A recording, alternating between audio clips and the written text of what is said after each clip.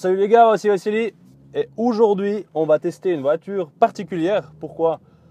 Parce que c'est la première M de notre show. Ici je suis dans la M2.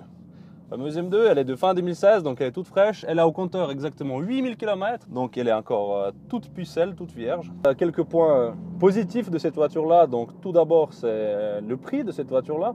À savoir que neuve, elle est dans les 65 000 environ. Ça dépend des options, ça tourne d'un saison là. Et d'occasion, on peut les trouver déjà à peine plus que 50 000 francs. Ça reste une voiture typée, ça reste une voiture à caractère très sportif. Et c'est une voiture qui en vaut la peine. Je peux vous dire, pour ce prix-là, vous avez meilleur temps d'acheter une M2 qu'une Golf ou bien de Audi S RS3. Malgré qu'on aille à un grip peut-être meilleur sur la RS3, mais elle nous offre un petit peu moins de sensations dans les virages parce qu'on sent un petit peu ce cul qui a envie de foutre le camp, de se dire mon gars vas-y, même moi de travers, ça t'incite à faire des conneries. Donc ça, je dirais que c'est plutôt un point positif, ça serait le prix. On a toujours le souci quand on achète une voiture neuve de se dire mais elle va pas faire beaucoup de bruit.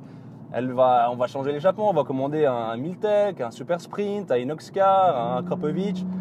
Bah, je peux vous garantir, les gars et les demoiselles, si vous nous regardez, que vous n'aurez pas ce problème sur cette voiture. Car l'échappement sur cette bagnole, il change de bruit en fonction de mode de conduite. C'est-à-dire que si en mode confort, l'échappement il reste tout doux, il reste tout silencieux. On l'entend un petit peu ronronner le 6 cylindres en ligne, mais c'est pas violent.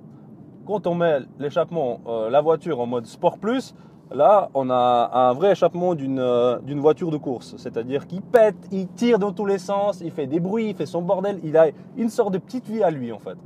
Et ça, j'aimerais vous dire que ça en fait du bruit.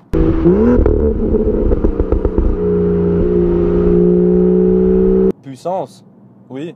Un couple d'enfer, donc ça c'est un point positif. Les performances du moteur, le dynamisme de cette voiture là, elle a peut-être pas énormément de chevaux. On a l'habitude de voir des chevaux de M5, M6, des bagnoles qui font 500, passer 500 chevaux, et puis on se dit mais 370 chevaux, mais c'est quoi? Mais c'est rien, c'est pas grand chose. Mais je peux vous dire qu'une bagnole avec autant de chevaux, j'ai jamais vu une bagnole qui fonctionnait aussi bien que ça avec ces chevaux là. Donc juste pour vous dire.